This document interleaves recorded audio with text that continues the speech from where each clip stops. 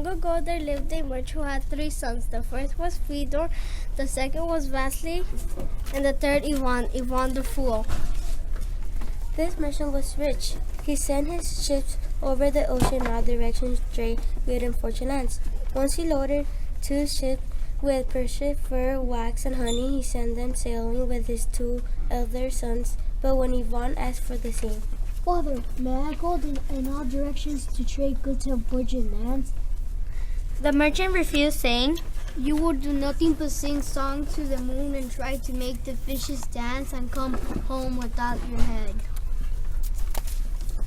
However, when he saw how much his son wanted to go, he gave him a ship with the very cheapest cargo of bees and boards. Excuse me. Ivan prepared for his journey, set sail, and soon caught up with his brothers. They sailed together for a day or 2 until a strong wind came up and blew Ivan's ship into uncharted seas. The wind blew Ivan and his crew to the north and to the south.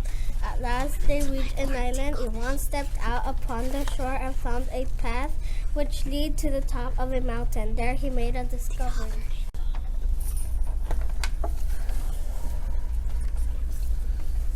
Oh my, this mountain is not made of rock, nor sand, nor stone, but of salt. Poor old Russian salt. With that valet, he ordered his sailors to throw away all the boards and beams and to load the ship with salt. As soon as this was done, Ivan set forward.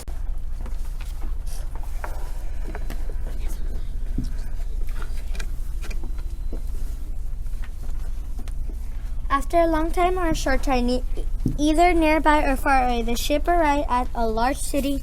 Ivan went into the city to bow before the king and request his permission to trade his merchandise. He took a bundle of salt with him. The king greeted him in friendly manners. He heard his request. And what kind of goods do you sell? Asked the king. Russian salt, your majesty. Said Ivan, showing him his contents of his bundle. The king never had heard of salt. The people of his kingdom ate all their food without salt. When he saw what Ivan showed him, he thought it was just only white sand. Well, little brother, He said to Ivan, we have all we need. We have all we need of this. No one will pay you money for it. Ivan turned around feeling very disappointed. Then he thought to himself, Why don't I go to the king's kitchen and see how the cooks prepare the food and what kind of salt they use?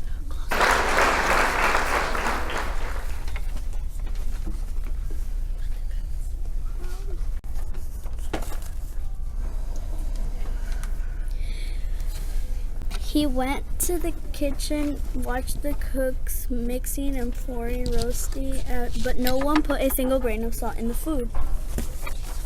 Ivan waited his chance and then secretly poured the right amount into the salt, all the stews and sauces.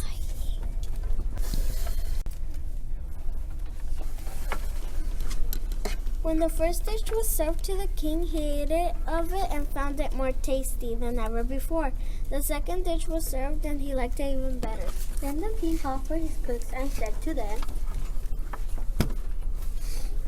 In all these years that I have been king, you have never cooked me such a delicious meal. How did you do it?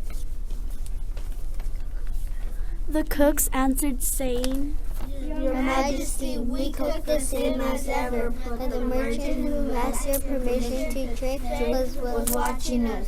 Perhaps he added something to the food. Send for him, commanded the king. Then Ivan the merchant's son was brought before the king. He fell on his knees and confessed his guilt. Forgive me, your Majesty. I beg.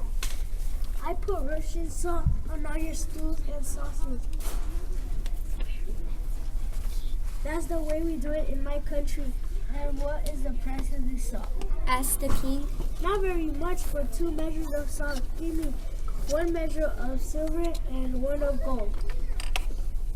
The king agreed to the price and bought the entire cargo. Ivan filled his ship with silver and gold and made ready to sail home.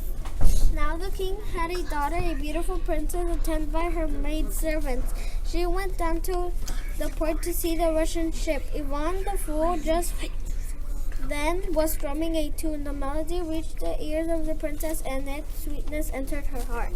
It was not long before Ivan and the beautiful princess stood together before the king to receive his blessing.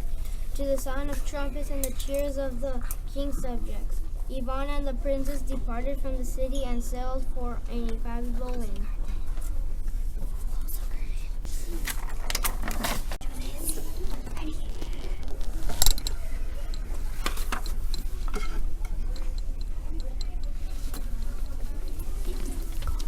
For a long time, for a short time, Ivan and the princess sailed the sea. Then his elder brothers appeared across the path. They learned of his good luck and were very jealous. They boarded his ship, seized him, and threw him into the sea. Then they divided the booty.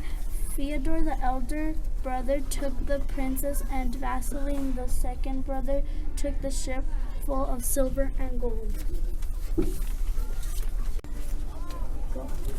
Now it happened that when they flung Ivan from the ship, one of the boards that he himself had thrown into the sea was floating nearby. He grabbed hold of this board and for a long time was tossed upon the waves. Finally was carried to an unknown island. Not sooner had he landed on the shore than along came a gloomy giant with an enormous mustache from which hung a huge pair of mittens drying after the rain. What do you want? What do you want here? Asked the giant. Ivan told him everything that had happened. The gloomy giant sighed and said, Come along, I'll carry you home. Tomorrow others brothers will marry the princess. Sit on my back.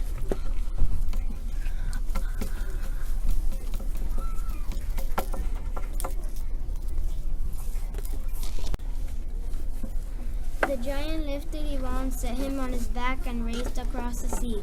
Soon Ivan could see his native land ahead, and moments later they arrived. The giant put him down, saying, Now promise not to boast about me to anyone about riding on my back. Don't try to make fun of me. If you do, I shall grab you up and throw you back into the sea. I promise not to boast. Ivan the merchant's son said, Thank you very much, giant, And went home. He arrived just as the wedding procession was about to enter the church. When the princess saw him, she cried aloud and tore herself from Fyodor, the eldest brother. This is the one I must marry, she said, and not the other. What's this? Asked his father. Ivan told him everything, how he traded the saw, how he had won the favor of the princess, and how his elder brother had thrown him into the sea.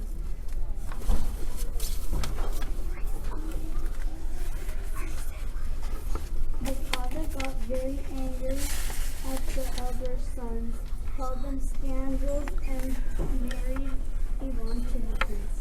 There now began a joyful feast. The guests ate and drank and made merry. Then mean began to boast, someone about their strength, some about their riches, and some about their beautiful wives, and Ivan fully happily boasts too. Listen to this. I really have to boast about a giant carrying me back across the sea. As soon as he said these words, the giant appeared at the gate. Ah, Ivan! Said the gloomy giant. You promised not to boast about me. Now what have you done? Forgive me. Cried Ivan. It was not really, I thought, boasted, but my happiness. Come, show me what you mean. Said the giant. What do you mean by happiness? When Ivan took up his mandolin and played a dance they best he knew how, and his playing the dance was so filled with happiness that all the guests danced and clapped their hands, and soon the gloomy giant let himself smile and kept time to the music with his feet. Well, Ivan, he said at last. now I know what happiness is. You may boast about me all you like. So the wedding feast continued, and the giant departed, and Ivan the Fool and the beautiful princess lived happily ever after.